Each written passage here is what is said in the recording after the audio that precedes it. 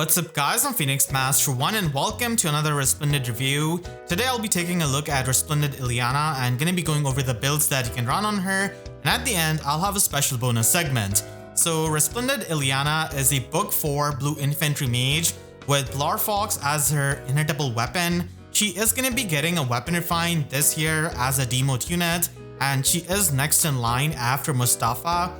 So at earliest she can get the weapon refine in March of 2024, and even if they have a gap for the demote refines, then still she's gonna be able to get it around the middle of the year in July.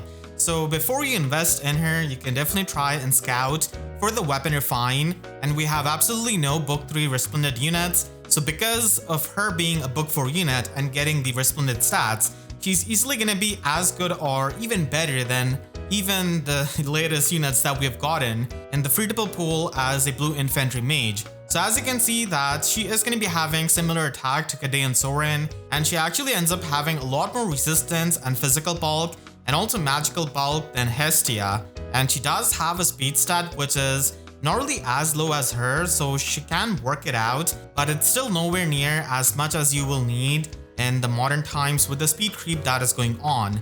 And surely you can give her Arcane Thunder, but ultimately she wants to stack up the resistance and also her attack and function as a bulky mage. I have built up Ilyana up to plus and merge on my main FEH account, and I did get her in the holo forms back in October 2022, but as of making this video she should be appearing as an option in the revival pool in March of 2024. So before you invest any kind of skills on her, you can try and see what ends up becoming of her weapon refine and if she ends up winning in the poll or not, because you can just get the premium skills in the holo forms if you're going to be investing heavily in her, and if you're going to be plus emerging her, then you can wait until she can get a weapon refine so that the skills that you give to her are not redundant with her refine. But if you just cannot wait, and if you just want to build her up using the divine codes fodder, then you can have a build like this. So you can run Blardier Tome of Hestia, which is essentially a non-seasonal version of Spider Plush Plus. So it does give you plus 5 attack and guard effect on the foe in the combat, and also debuffs the foe's attack by -5. So it's no arcane weapon, but still it's a decent weapon that can give you guard effect if you don't really want to invest an arcane weapon for her. And she can run Iceberg as her special because she has got very high resistance, and attack resistance unity is also something that you can run in the slot A, but if she ends up getting some kind of debuff utilization, then the unity skill is going to be worthless on her. You can also run her with lull attack resistance from young Ilyana in the divine codes, and finally you can also run attack resistance menace from the fallen male Morgan ephemera manual that we got a while back. So unfortunately there's not going to be any kind of guaranteed follow-up attack from this weapon, so you can run quick repose sacred seal, but if you want to invest heavily in her, then Arcane Euphoria is easily going to be her best weapon, and she can function with an AoE build because the true damage that you get out of Arcane Euphoria is going to be getting added into the AoE special. You can also get 30% damage reduction on foe's first attack, and you also get guaranteed follow-up attack, and Blazing Wind does become a 3 cooldown special, which you can easily loop using Special Spiral 4, which is going to be giving you a bit of an extra true damage, even though it is not going to be piercing any kind of damage reduction with an AoE special. And with her resistance, she can just stack it up so that she can use any of the ploy skills and function with the exposure status for getting more true damage for her AoE special.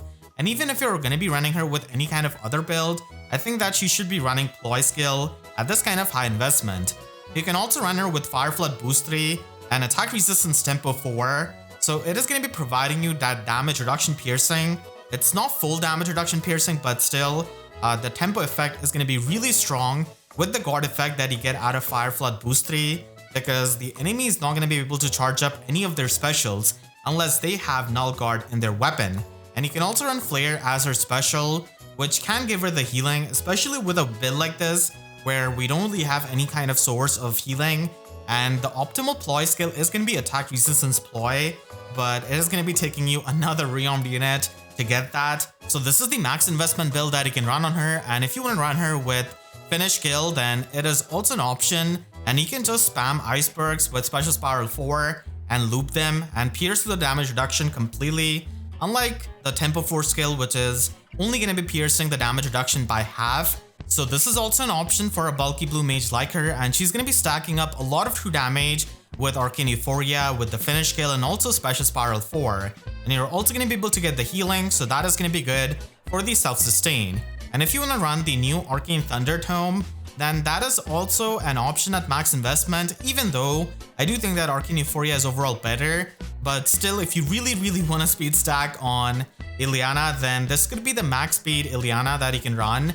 And she does have a resistance super boon, which you can use for triggering the ploy skills. And this is going to be helping you with the speed debuff. And Occultist Strike could be run in the slot B because it can debuff the enemy for speed and resistance. And you also get true damage based on 20% of foe's resistance. So this can be a way of getting true damage because Arcane Thunder doesn't really give you any kind of true damage. And it does give you the full null follow-up, which is going to be good on a speed stacking build like this. And then you can get healing out of Flare and attack speed finish 4. You also do get the special charges on both enemies' attacks and your own attacks. So triggering Flare is not going to be that big of a deal. And you can even run speed resistance tempo 4. It's not often that the Resplendent units that I make the review of are about to get a weapon refine in a couple of months. But still, this is my refined theory craft. And I would give her Arch Rex Bolt as the preferred weapon.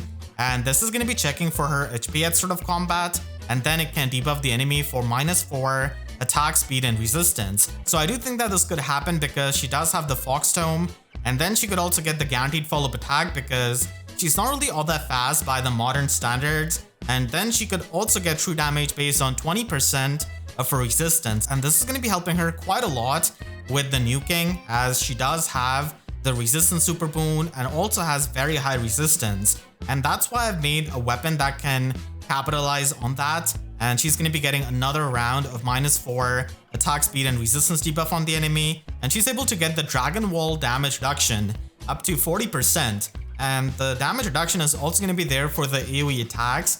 And I decided to give her Phantom Resistance +7 built in this weapon because I do think that whenever Dragon Wall 4 comes out, it is probably going to be having the Phantom Resistance, similar to how Phantom Speed is built into the tier 4 damage reduction skills. So that's why I gave this to her, and it also helps the units that are going to be running any kind of ploy skill. And Ilyana is definitely going to be wanting to run that at max investment. And this is also an inspiration from the weapon that young Ilyana has got. So if she ends up getting this kind of damage reduction, it is going to be helping her as a bulky mage. And then she's also able to heal up 7 HP after the combat.